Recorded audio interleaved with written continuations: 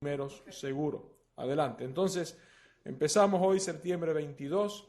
Ahí decía Perfecto. al compañero a qué imagen tenemos arriba, Un juego de fútbol, abajo un juego de béisbol, y acá. carreras de caballo, no. Es un juego del Exactamente. Medio Oriente, pero no estoy seguro. Perfecto.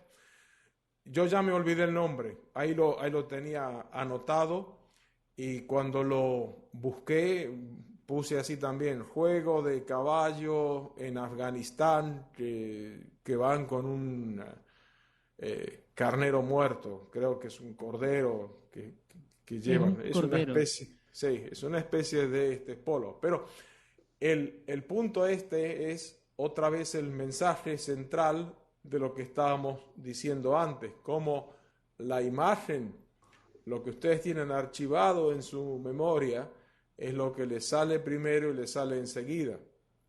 Si uno enseguida dice, bueno, este es un juego de fútbol, y uno dice, bueno, pero es seguro, a ver por qué está seguro. Y dice, bueno, porque una pelota redonda, porque los arcos, porque los dos equipos, se ve al referí.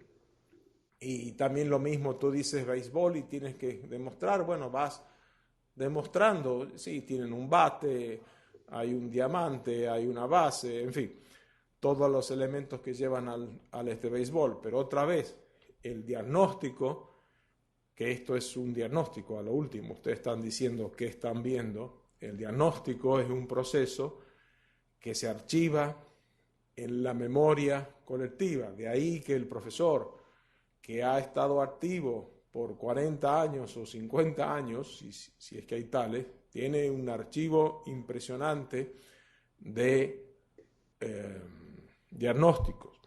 Y con el caso este, bueno, hacemos primero, como no sabemos qué es, o no sabemos el nombre, pero hacemos un juego deductivo. Bueno, es a este caballo, sí, tienen un animal muerto.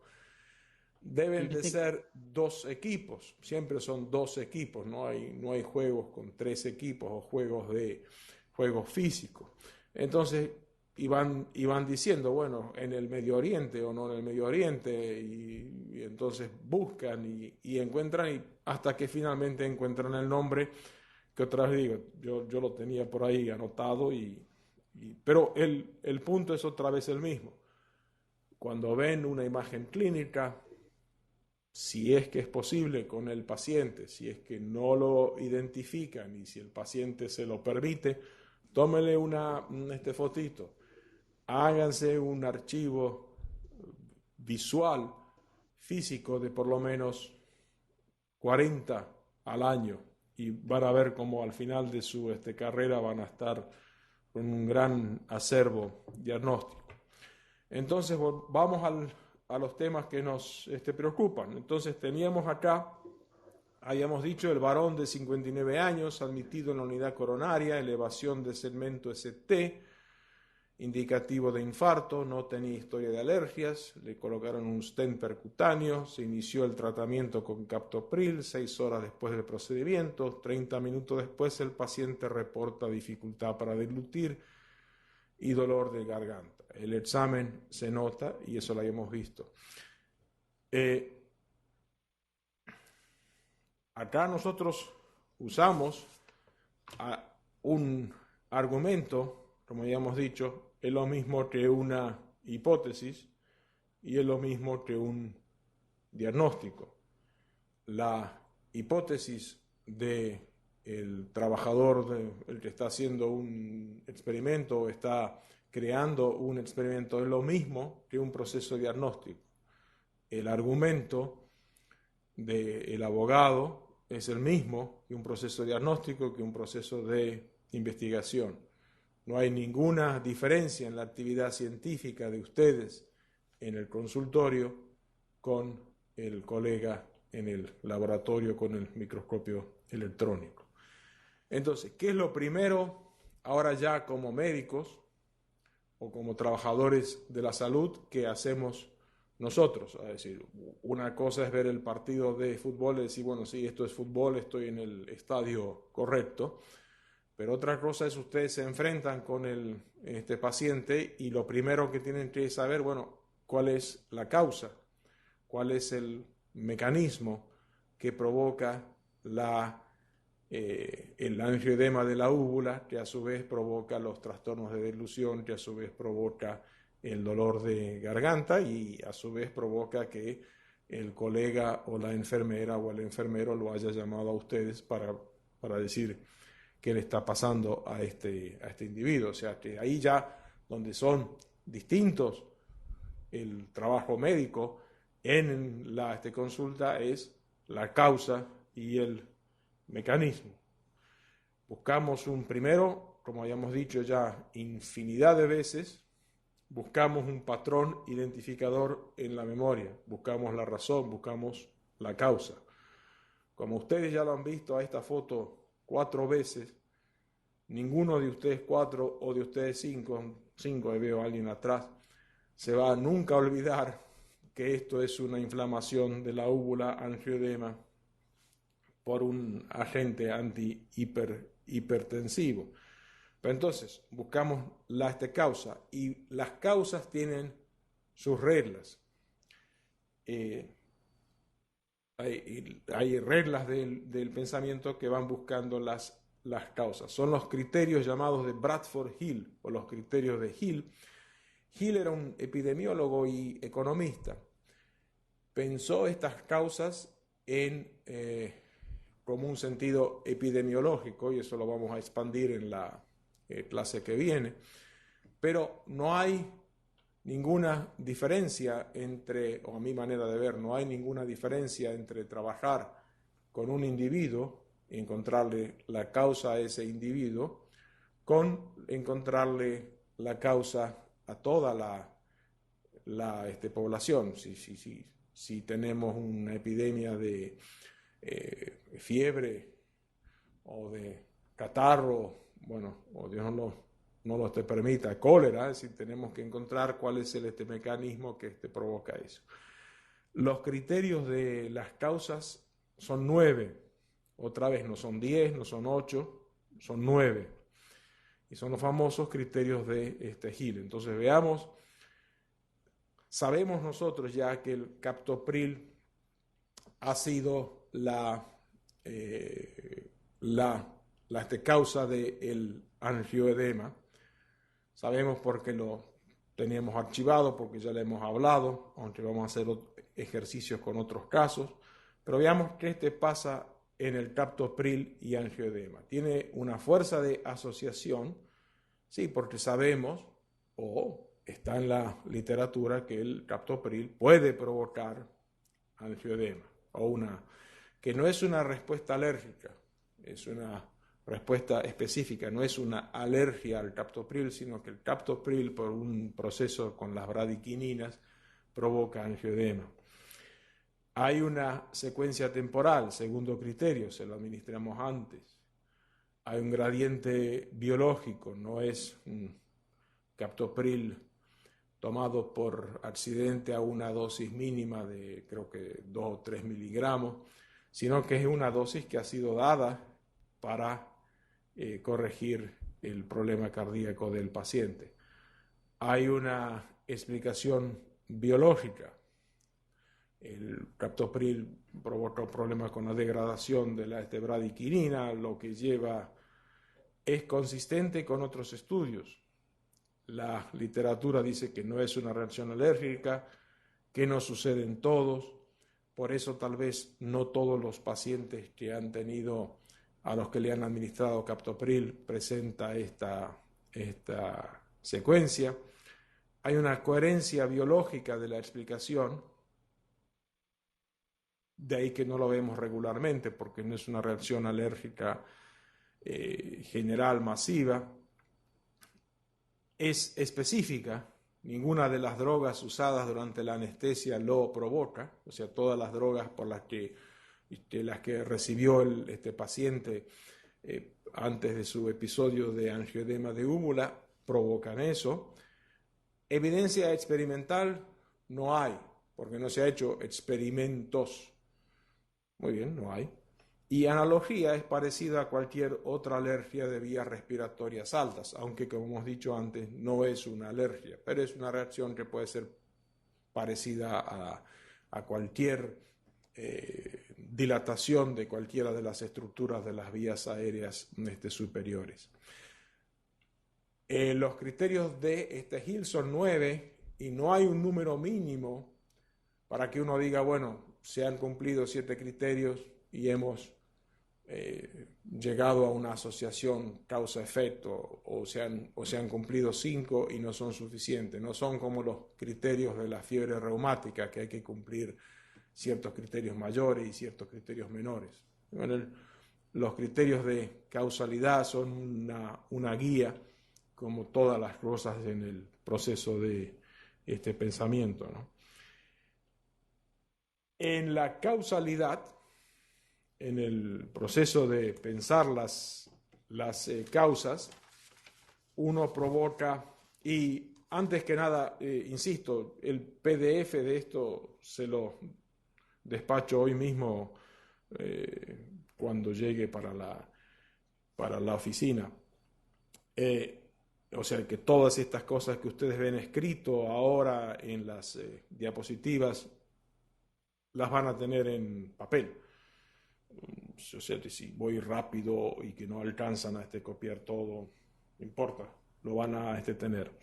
Pero entonces decía que la peor falacia de la causalidad es la falacia postor, suponer que porque algo haya precedido a un evento, tiene que ser la causa del evento. Si A causa B, entonces A tiene que ocurrir para que suceda B. Y aquí está donde se diferencia la calidad intelectual y práctica de los distintos médicos o trabajadores de la salud que van a ser ustedes. Porque uno puede decir fácilmente, bueno, el señor tuvo un infarto con alteración de la onda ST antes del angioedema, por lo tanto el infarto provoca angioedema, y eso sabemos que no es así, y hay una manera de analizarlo, que ya lo hemos discutido antes y lo vamos a presentar ahora. Y la manera de analizarlo son los clásicos, modus tollens, modus pollens, y no voy a ir a las otras, a la disyuntiva, al hipotético, que se acuerdan que eran 5 maneras de analizar un proceso proceso deductivo. La voz que usan parece que el hospital está llamando a alguien ahí. Pero el modus ponens es afirmar el antecedente. El modus ponens afirma, el modus tollens niega. Entonces el modus ponens afirma el antecedente. Pueden decir MPAA. Si le receto captopril, que puede provocar angioedema, tendrá angioedema. Digamos, si P, entonces Q. El antecedente es P. Entonces yo busco afirmación del antecedente. Le di medicina que provoca angioedema, afirmo el antecedente, es muy probable que le cause angioedema.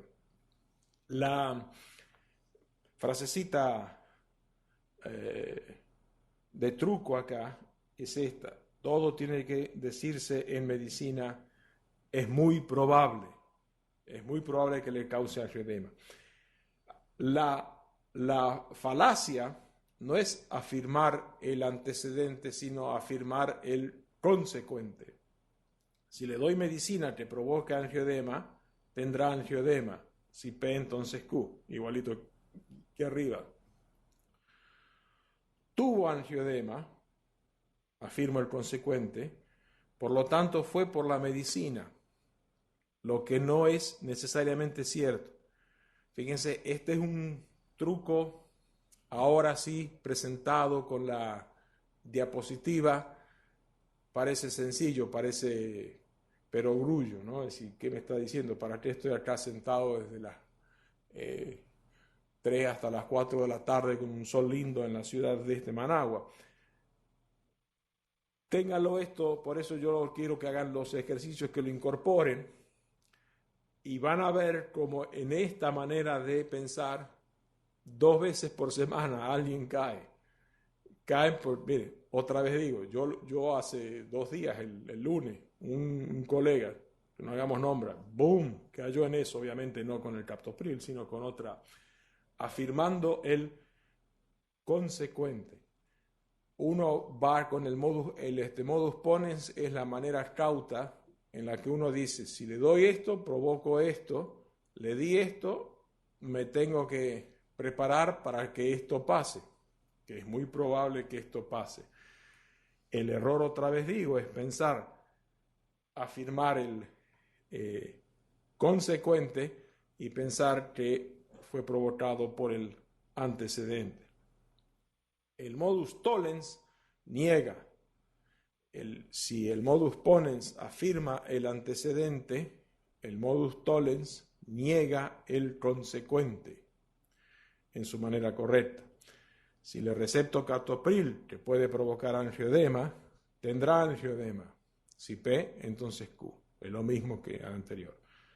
No tuvo angioedema, niego el consecuente, que es la forma correcta de pensar con el modus tollens.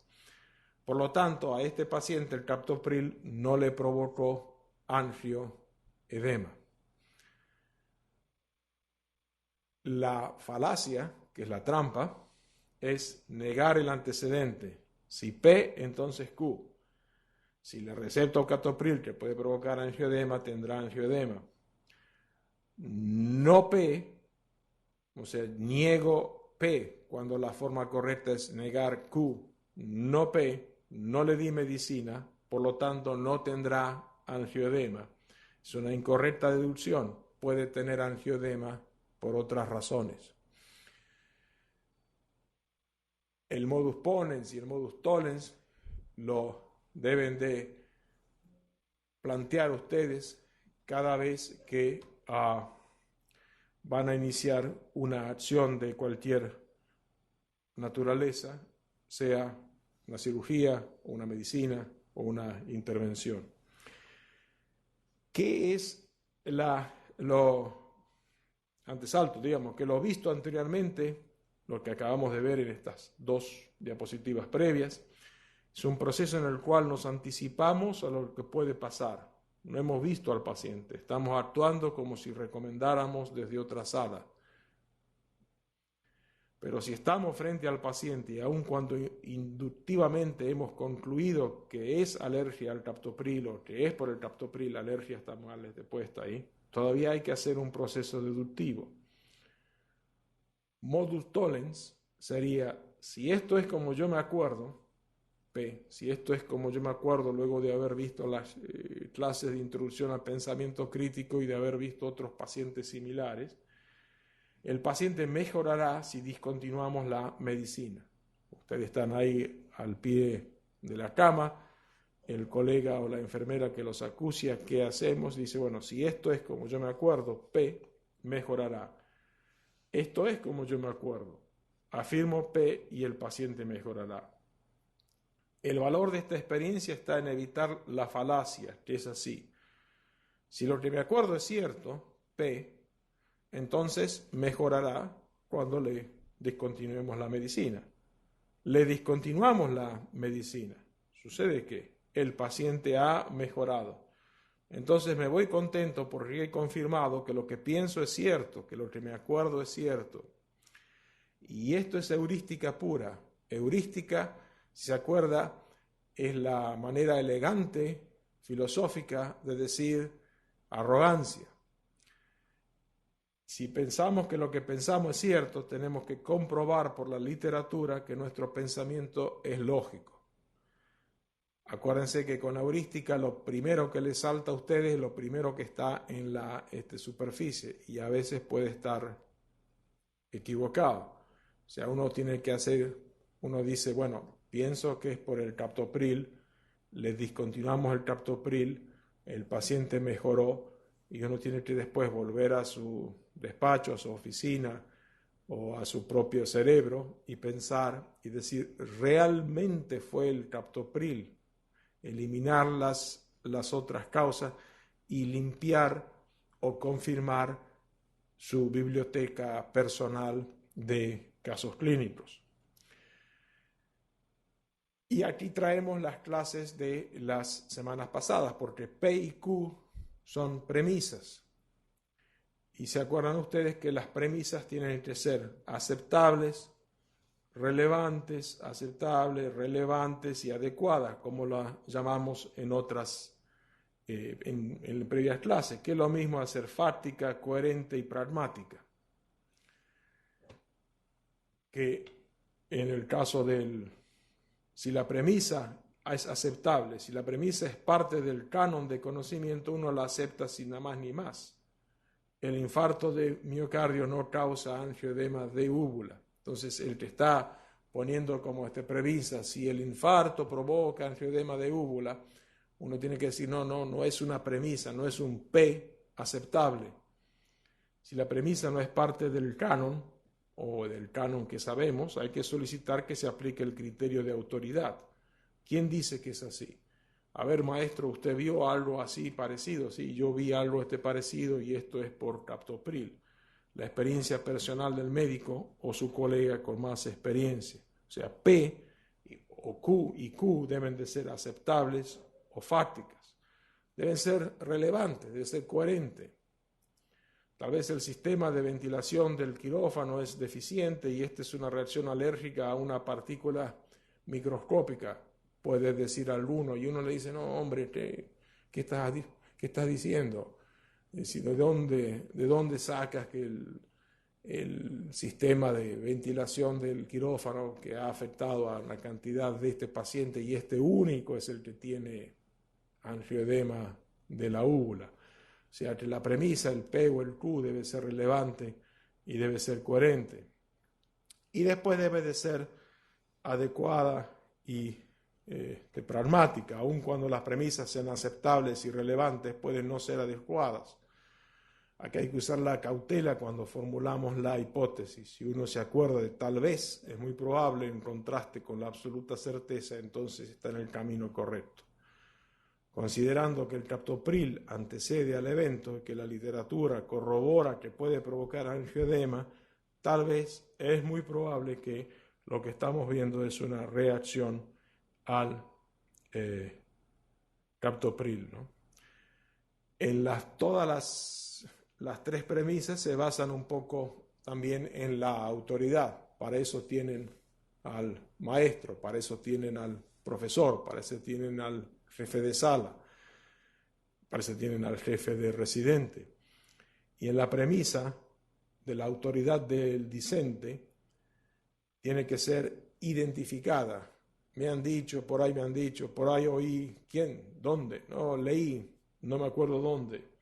Tiene que ser reconocida por expertos. Leí en el libro de texto de medicina clínica que usamos en la UNAM. Y el cuerpo de la experiencia de la autoridad tiene que ser demostrado. La tarea de ustedes es la de cuestionar todo lo que la gente le diga, inclusive cuestionen lo que yo estoy diciendo. Por eso yo le estoy mandando por escrito y vamos a subir esto en la red, y si hay algo, si caigo en una contradicción, pues ahí me lo escriben y lo mejoramos. La ignorancia es la contrapartida tramposa de la autoridad. La ausencia de evidencia no es evidencia de ausencia. Con esto quiero decir que a veces uno no tiene la prueba precisa de que el origen de la enfermedad sea específicamente eso, pero sin embargo el buen uso de las premisas y el buen uso de los criterios de causalidad de Hill lo lleva a uno al diagnóstico correcto. Acuérdense del caso de Semmelweis. Esto pasó antes de la época de Pasteur, cuando no había evidencia de los microbios. Nadie sabía que había microbios. Pero Semmelweis dice, estas cosas pasan temporalmente. Autopsia y después se infectan las señoras. O sea, él no tenía evidencia biológica porque Pasteur no había publicado todavía, de que había ciertas cosas llamadas microbios, pero Semmelweis, usando 3 o 4 solamente de los criterios de Hill, llega a una conclusión y que lleva a esto: ausencia de evidencia no es evidencia de ausencia. Pensemos este caso clínico. Mujer de 72 años, larga historia de hipertensión arterial mal controlada, presenta accidente cerebrovascular de hemisferio cerebral izquierdo, hemiparesia derecha, afasia. Ahí lo entienden. Admitida, tratada con diuréticos, no se compensa adecuadamente la rehidratación, terapia física limitada por escasez de personal entrenado, trombosis venosa en la pierna derecha. Acá tenemos un paciente que el problema puede ser trombosis venosa en la pierna derecha, el problema puede ser accidente cerebrovascular, o el problema es afasia y un significativo deterioro físico. Cuando piensen de esta manera: toda causa es general. Embolia venosa. Por lo tanto, el accidente cerebrovascular es un evento, una embolia venosa. Siempre hablamos así los médicos, que está mal. En la sala 3 o en la cama 15 hay una embolia venosa, hay un evento. Pero la señora de 72 años con ACV es una muestra de ese evento. Es un pedacito de ese evento grande. Y necesitamos el conocimiento del evento para explicar la muestra y relacionar el evento del ACV con ese paciente particular. Y ese paciente particular tiene una serie de otros problemas. Es decir, hay ACVs, accidentes cerebrovasculares, que no provocan afasia. Hay accidentes cerebrovasculares en el hemisferio izquierdo, pero este paciente escribe con la mano izquierda. El hemisferio dominante es el hemisferio derecho. O sea, hay accidentes cerebrovasculares con afasias de comprensión, o accidentes con afasia de expresión, y una afasia de expresión en una persona más joven y que trabaja con la voz porque es vendedor o locutor o presentador de la televisión o político, es totalmente distinta a una monja carmelita de clausura, que no hablan aún cuando el cerebro está bien. Entonces, cuando el evento es el accidente cerebrovascular y la muestra es el paciente en particular, porque ahora, ahorita, en este mero momento, esta señora tuvo la embolia y no antes, en sus 72 años de vida. No es la primera vez que está deshidratada, no es la primera vez que está en cama, porque ella y no los otros pacientes con ACV sin movilización adecuada, porque la falta de movilización por falta de personal afectó a toda la sala, y tal vez también deshidratados. Estos no son casos de novela inventada, estos son casos reales, ¿no? Si se llevan estas imágenes que no parecen claro ahora, que dice que la teoría de la percepción no da lugar a la percepción de las causas. Fíjense ustedes en la foto de la izquierda, se ve a un joven tratando de arrojar un proyectil a la fuerza de la policía que está enfrente de él, y a la derecha lo ven a otro joven, o al mismo, no sé, subyugado por un policía contra el piso. Mentalmente ustedes hicieron el salto. Estos son 2 fotos distintas que las bajé del internet. Todos hacemos ese salto. Es el tipo que le tiró por ahí esto. El de la derecha es un ladrón, que la policía que lo agarró ahí, que lo redujo. Pero como puse esta imagen pegadita a la otra y con una flecha, entonces decimos, bueno, es esto lo que está sucediendo. Y lo mismo pasa con la imagen del accidente cerebrovascular. Si el accidente cerebrovascular es una embolia que está provocada está es un coágulo venoso que se va al corazón y de ahí, boom, sube hasta el cerebro y provoca una isquemia, provoca un cerebro isquémico. Eso es el diagnóstico que haría una computadora, pero ustedes no son computadoras y se enfrentan con pacientes que son muestras de eventos, o sea, pacientes con gigantescas historias alrededor de ellos o de ellas que explican mejor este fenómeno del accidente cerebrovascular. Y la percepción es una colección de sensaciones que juntadas son una idea.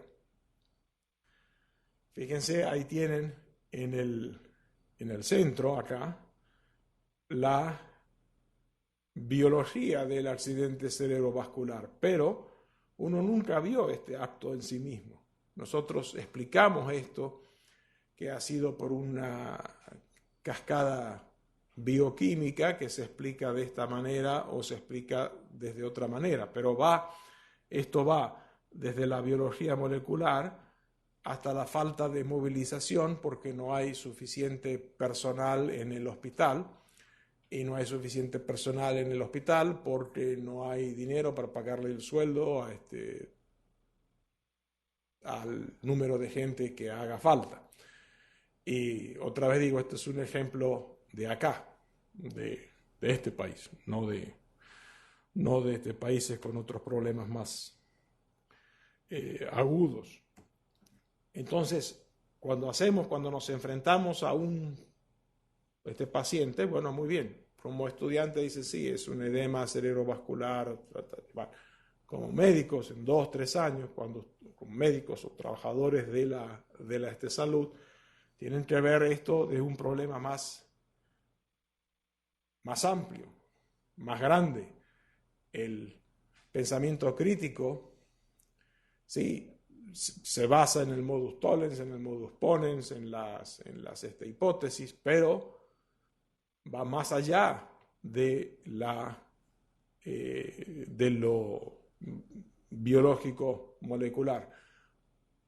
Me corrijo, no es que va más allá, sino que toda la realidad del paciente, en el momento que ustedes hacen el diagnóstico y piensan críticamente en él o en ella, incluye o es incluida en el modus ponens y en el modus tollens. El modus ponens no es solamente bradiquinina y cascada metabólica. El modus ponens es pobreza y falta de atención médica. Acá están todas las causas que puede provocar embolia pulmonar en pacientes neurológicos. Están, como ven, más de una. Lo que es interesante, cuando pensamos al paciente, y creo que me van siguiendo, hay 2 leyes, la ley de Golgi y la ley de Grassi. Golgi como el Camilo, el de la tinción de la neurona. La ley de Golgi dice persona más plasmodio, más el parásito, malaria. O sea, persona más factores moleculares de coagulación, embolia pulmonar. O sea, acá Golgi cuando hizo su ley la hizo con la malaria como ejemplo, y acá yo uso la ley de Golgi en el caso de la señora de 72 años. O sea que ciertos médicos cuando ven a la causalidad dicen persona más plasmodio igual malaria, persona más factores moleculares de coagulación, embolia pulmonar. La ley de Grassi dice persona más anófeles es malaria, lo que sería persona más movilidad limitada es embolia pulmonar. Si uno piensa que la ley de Grassi no es, o que la ley de Golgi no es correcta, piensa en esto. El paciente no hace falta que esté el mosquito, el anófeles, para tener malaria, porque uno puede ser inyectado por sangre contaminada, sin contacto con el mosquito, y uno puede, por eso un paciente con malaria, cuando viaja a Groenlandia o al norte de Canadá, ni lo aíslan, porque no hay mosquito anófeles en Canadá, o sea que le pique mosquito no lo va a transmitir a otro.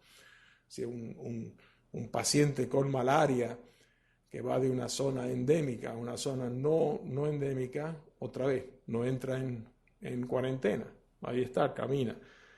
Y ese juego entre las dos leyes, la persona más el plasmodio que da malaria, la persona más el anofele que da malaria, ese juego entre la ley de Grassi y la ley de Golgi, eso lo van a adquirir ustedes con la práctica. Eso no se los puedo enseñar yo, no se los puede enseñar nadie. Lo tienen que adquirir ustedes sabiendo que tal duda existe. Entonces, para ejercicio de la otra semana, y vamos, muchachos, bien, pónganse como sus compañeros de antes, apliquen los 9 criterios de causalidad, vean si se aplican los 9 criterios de causalidad al caso reciente, el de la señora de los 72 años.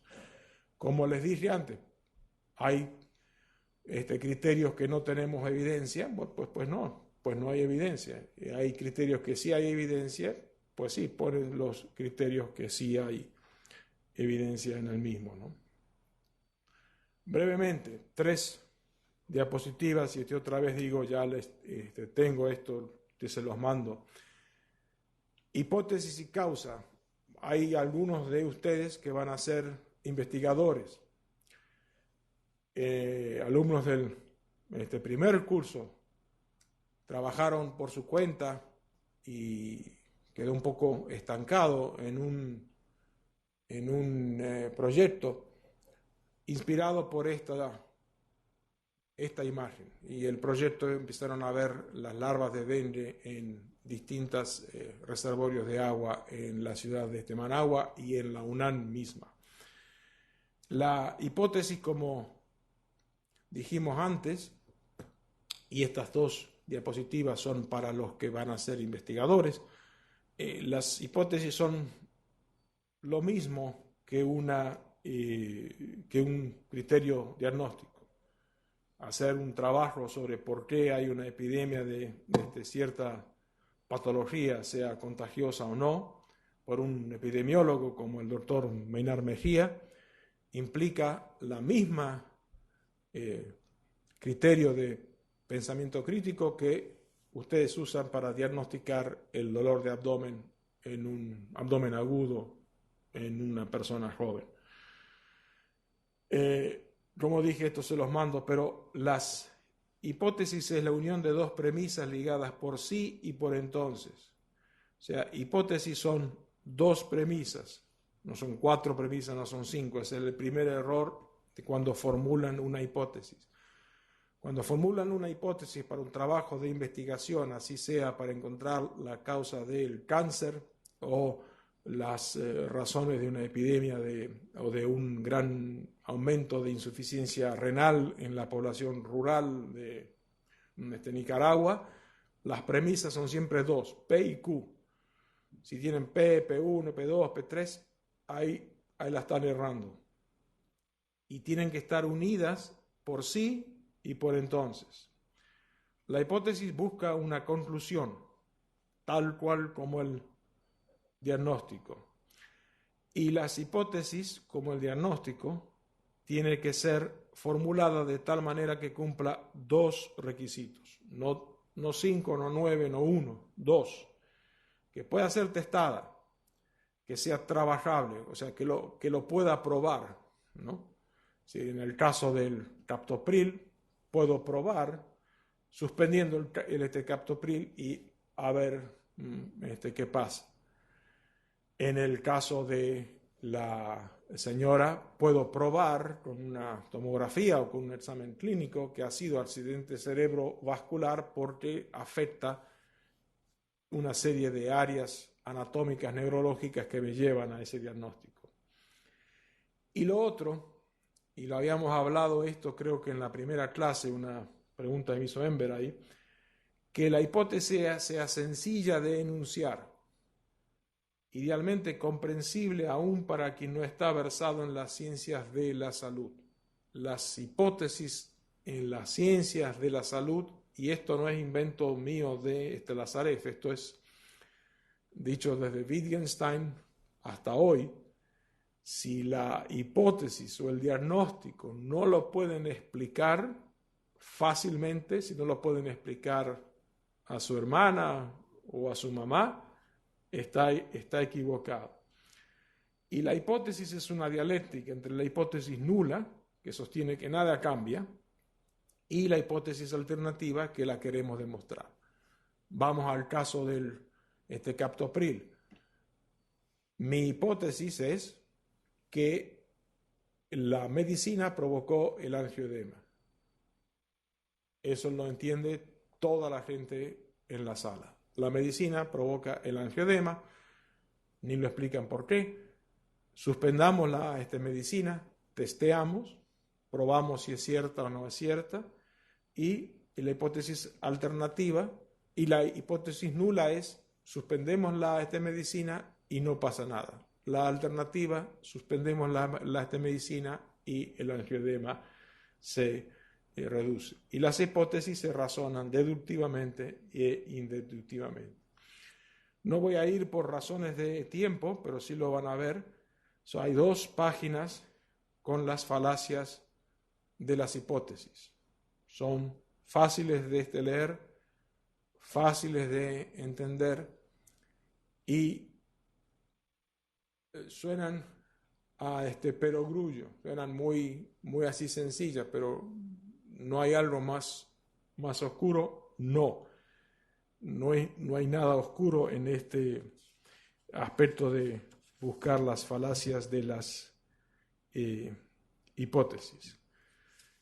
Les dejo este caso para que piensen, para que lo trabajen también con la señora de los 72 años, apliquen los 9 criterios de causalidad de Hills. Si alguno de ustedes quiere hacer el ejercicio y jugar con el modus ponens y el modus tollens, hágalo, me lo mandan y lo vamos trabajando. El modus ponens y el modus tollens no es una fórmula matemática que tiene una sola solución, no es como el problema de álgebra. Ustedes tienen que ir ejercitando su propio criterio de razonamiento para formular las premisas de manera que sean aceptables, razonables y adecuadas. Y a veces tienen que dar vuelta a la pregunta. A veces encuentran que entran en contradicción, que entran en una falacia, entonces dan vuelta a la pregunta de tal manera que las piezas encajen bien. El modus tollens y el modus ponens es un rompecabezas, tienen que poner las figuritas bien y a veces sucede que el diagnóstico es obvio, pero no importa, ustedes lo han trabajado. Entonces vamos a hacer, el paciente es un anciano de 80 años, lo encuentran en su departamento deshidratado, con pérdida de conocimiento, saturación de oxígeno baja, taquipnea, conduce esto a una placa de tórax, se diagnostica neumonía. El paciente tiene la rodilla derecha inflamada, se sospecha sífilis, pero mientras se esperan los resultados, los diferentes estudios, se lo trata empíricamente como secundaria neumococo, o sea, una inflamación secundaria a neumococo, mientras se obtiene hisopado que confirma el diagnóstico y el paciente mejora. La rodilla inflamada es por artritis también infecciosa. El paciente vive en un tercer piso, en un departamento sin ascensor, sin elevador. Su esposa falleció hace unos meses, los hijos viven lejos, el hombre está triste, con pocas ganas de comer y encima ir al mercado, comprar alimentos y retornar a la casa subiendo las escaleras es un esfuerzo grande y poco a poco fue restringiendo su dieta a comida rápida sin valor nutritivo y por ende sus defensas bajaron. La hipótesis de su condición aguda se barajó rápidamente, tiene neumonía. prueba y error con el neumococo, se hizo esa hipótesis, bueno, le damos antibióticos y el paciente termina curado. Ustedes hagan los criterios de este Hill, aplíquenlo a los 9 criterios, y aplíquenlo a la señora de accidente cerebrovascular. Es fácil. No hay un número mínimo, no hay un número máximo. Se encuentran criterios de correlación en los 9, en 3, no en 1, porque hay como 5 por lo menos. Y la frase final, para que la piensen, es esta: en causa-mecanismo. Los paraguas se correlacionan con la lluvia, pero no se para la lluvia prohibiendo los paraguas. ¿Alguna duda? ¿Una pregunta?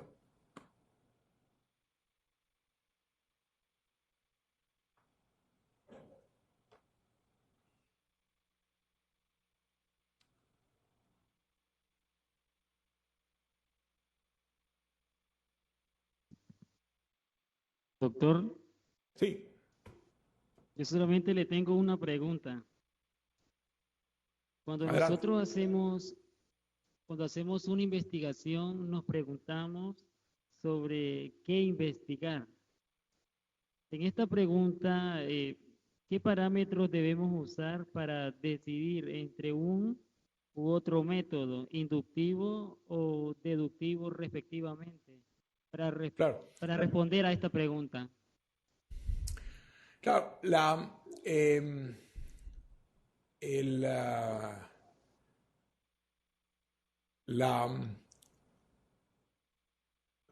respuesta es casi como, y otra vez voy a los ejemplos cotidianos, y no para minimizar, sino que yo me crié en el campo, como muchos de ustedes, y en el campo siempre se habla por analogía, o por lo menos en el campo salteño de donde vengo yo, siempre se habla por analogía, ¿no? Y esto, cuando uno dice esa famosa pregunta que le hemos hecho tantas veces, o no, o por lo menos una vez, tantos de nosotros, cuando le preguntamos a nuestros padres o a nuestra madre, si ¿cómo voy a saber que esa mujer o esa muchacha es la que realmente me gusta a mí? Y entonces, la respuesta de la madre o del padre siempre es: te vas a dar cuenta solo. Cuando te mueve y te saca, te das cuenta solo. Aplicando esto a la pregunta tuya, es esto.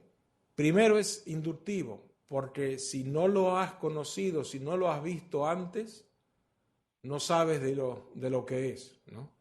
Entonces tiene que ser un tema inductivo que te salta con la pregunta. Ves una tumoración, ves una manera especial de caminar que el paciente tiene, o una manera especial de hablar, o notas enseguida que hay una un gran aumento de casos de diabetes en San Juan del Sur, donde no había antes, pero sabes de esos casos de aumentos porque un pariente tuyo vive ahí o has ido ahí a trabajar con algún médico de la UNAM y han visto que el número de pacientes crece. O sea, primero siempre es inductivo, pero luego entonces empiezan a afinar por proceso deductivo. Empezamos esta clase con la imagen de fútbol y de béisbol. Entonces digo, bueno, ¿qué es esto? Sí, es fútbol. Entonces yo te digo, podía contestarte, bueno, demuéstrame que es fútbol, porque si no, te aplazamos el curso este año de la UNAM. Entonces tú empiezas a decir, no, mira, hay 11 jugadores, hay un arco, hay una cancha, hay una pelota redonda y parece que el arquero... pero yo te digo, sí, pero yo no veo toda la cancha, yo veo solamente un pedazo, ¿no? Si se acuerdan, cerca del arco creo que estamos, ¿no? Y lo mismo con el béisbol, no se ve todo el estadio, se ve solamente un señor con un casco y un bate, y un señor atrás con una máscara.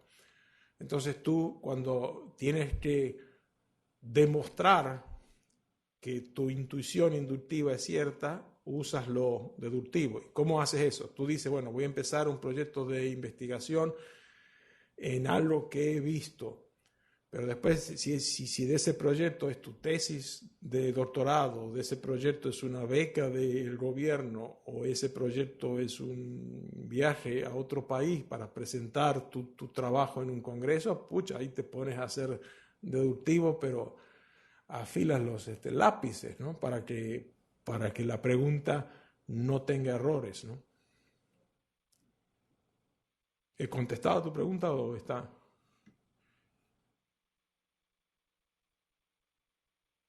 Mucho gusto, doctor. Buenas tardes. Buenas tardes. Doctor, tenía una pregunta acerca de algo que vi en la diapositiva. Con Sí, respecto a lo que decía de P, entonces Q, decía que siempre se debe restringir Q y no P. ¿Es correcto? sí, si usas modus ponens o modus ponens, en modus tollens, que es la negación, se debe hacer no Q. O sea, que cuando armas las oraciones y le doy captopril, mejora el angioedema no mejoró, por lo tanto, no hay relación, puedes hacer si haces el no P o el no Q, entras con la falacia. Juega con las oraciones basadas en esas diapositivas. Muchas gracias.